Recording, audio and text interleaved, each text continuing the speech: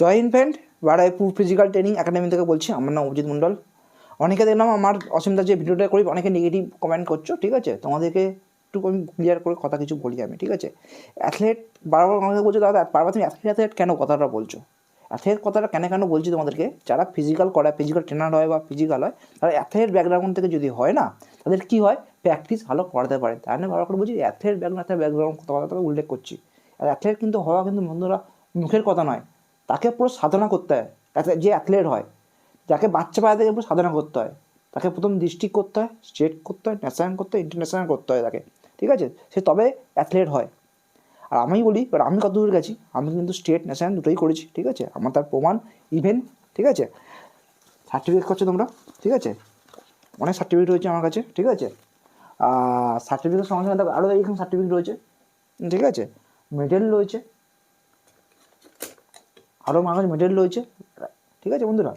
আর এইগুলো পাওয়া কিন্তু বন্ধুরা কম কষ্টের কথা নয়, কিন্তু একটা ছেলেকে সাধনা করার পর এগুলো কিন্তু পেতে হয়।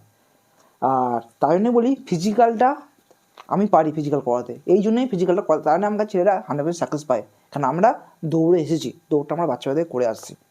আর যারা একাডেমি খুলছে, যারা অ্যাথলেট ব্যাকগ্রাউন্ড ছাড়া, যারা অ্যাথলেট করছে নিঃসন্দেহে প্র্যাকটিস করাতে পারবে, আমার কোনো কথা নেই, অবশ্যই প্র্যাকটিস করতে। যারা অ্যাথলেট নয়, যারা প্র্যাকটিস একাডেমি খুলছে, তারা কিন্তু প্র্যাকটিস করাতে আমাদের মতো পারবে না।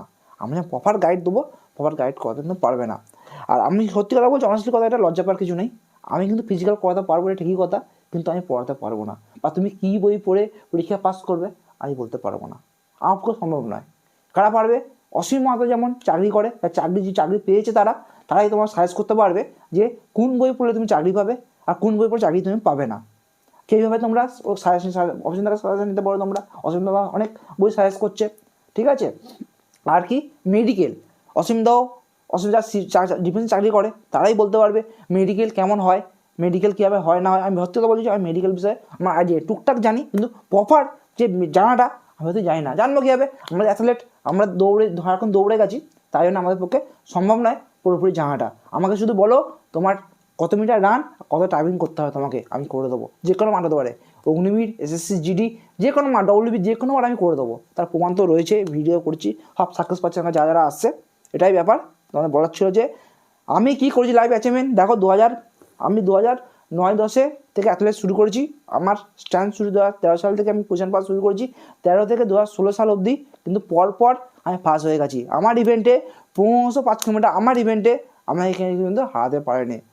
আমি কিন্তু পুরো 2013 থেকে আর 2016 সাল অবধি 1500 মিটার 5 কিলোমিটার পরপর ফার্স্ট হয়ে গেছি। তার প্রমাণ এই সার্টিফিকেট রয়েছে, এই সার্টিফিকেট পরপর ফার্স্ট, আমি পরপর ফার্স্ট রয়ে গেছে আমি, ঠিক আছে? তাই জন্যই বলতে পারি। আর অনেকে বলছে তুমি চাকরি কেন করোনি? যখন কেউ অ্যাথলেট হয় না, সে তখন চাকরি করতে চায় না।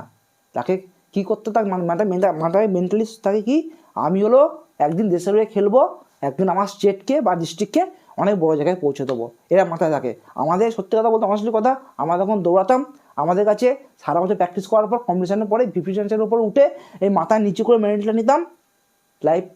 লাইফে সব কিছু পেয়ে, আর কিছু লাগবে না লাইফে। কাল থেকে চলা প্র্যাকটিস হয়, চাকরি করতে লাগবে না, কাল থেকে প্র্যাকটিস হয়, এরকম আমাদের মেন্টালিটি ছিল তখন। আমাদেরকে চাকরির কথা বলেও নেই, আর আমরা কোনো চাকরির চেষ্টাও করিনি কোনোদিন। আমরা পরিষ্কার কথা বললাম এটা আমি। আর তখন অ্যাথলেট হয়ে গেছে, বয়স মোটামুটি হয়ে গেছে, বাইরে থেকে প্রেশার আসছে, কিছু করতে হবে, কারণ আমরা মিডিয়াম ফ্যামিলি থেকে উঠেছি। তখন দেখলাম তখন দেখাচ্ছি যে এই অ্যাথলেট ছাড়া আমার জগৎ পুরো অন্ধকার, অন্য জব কেউ পুরো ভালো হয়তো পড়াশোনা করিনি, সারাক্ষণ দৌড়ে গেছি, দৌড়ে পেতেছিলাম, অন্ধকার তখন দিনটা দেখলাম। তখন দিলাম না আর একাডেমি খোলা যেতে পারে, কারণ আমি অ্যাথলেট মানুষ, প্র্যাকটিস করতে পারবো, তারপরে একাডেমি খোলা। আমার লাইফের জার্নিটা তোমাদের সঙ্গে তুলে ধরলাম। এটা বাস্তব কথা, যে কোনো অ্যাথলেট হয়, যারা অ্যাথলেট হয় তারা কিন্তু জবের দিকে ছোটে না।